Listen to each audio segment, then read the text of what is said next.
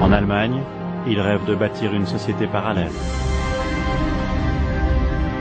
En Italie, il partage déjà le pouvoir.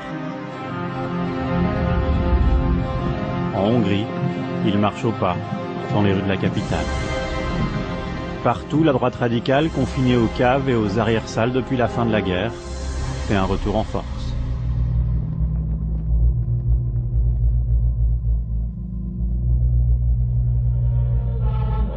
Mais pour faire passer ces idées, nous découvrons que le bloc identitaire a mis au point une autre stratégie.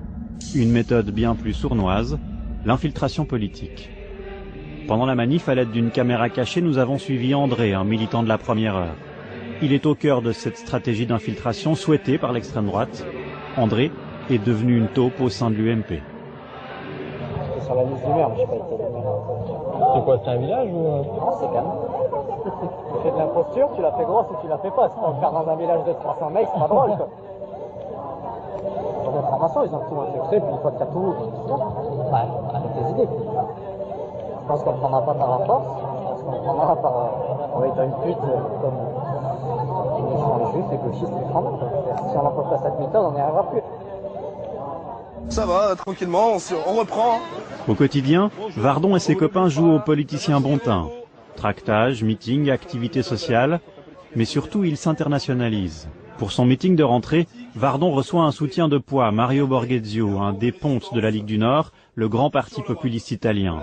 Avec 3 millions d'électeurs, il est la 3e force politique dans son pays. Je n'ai pas le peur de mettre dans la couverture de notre revue la croix celtique, parce que ce sont les symboles de notre tradition. Quelqu'un qui dit que c'est un symbole fasciste, naziste, je m'en fous. C'est pas vrai. Mario Borghezio, ancien sous-secrétaire d'État italien à la justice et député européen. Il a été condamné à 400 € d'amende pour violence sur vendeur clandestin et à 2 mois et 20 jours de prison pour incendie d'un abri de SDF étrangers. Dans l'Europe de l'extrême droite, Borghezio est un modèle. Lui et son parti incarnent la preuve que le néofascisme peut retrouver sa place sur le vieux continent. Sur les 21 ministres de l'actuel gouvernement Berlusconi, 4 sont de la Ligue du Nord, le parti de M. Borghezio. Il faut libérer nos gens. Il faut retrouver l'engagement, la force, l'enthousiasme de gagner les batailles. On commence dans le petit et on arrive là où nous devons arriver. Parce que nous sommes une race de commandeurs, nous ne sommes pas serfs, nous sommes patrons, nous sommes maîtres chez nous. C'est notre lutte, c'est notre devoir. Maîtres chez nous, liberté.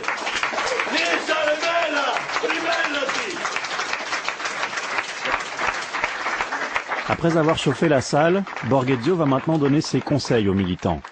Habituellement, aucun journaliste ne devrait entendre ce qui va se dire, mais là notre caméra tournait. Il faut entrer dans les petites administrations, les petits pays, etc. Il faut mettre beaucoup sur cet aspect identitaire, sur le journaliste,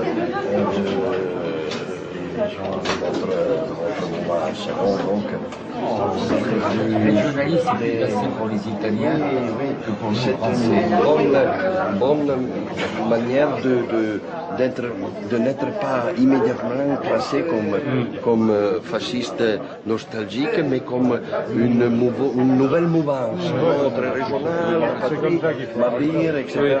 Et dessous, nous sommes toujours les mêmes, non? Donc, c'est ça. Pénétrez partout où vous le pouvez et mentez pour faire oublier que vous êtes des fascistes. La caméra est repérée, on n'en apprendra pas plus.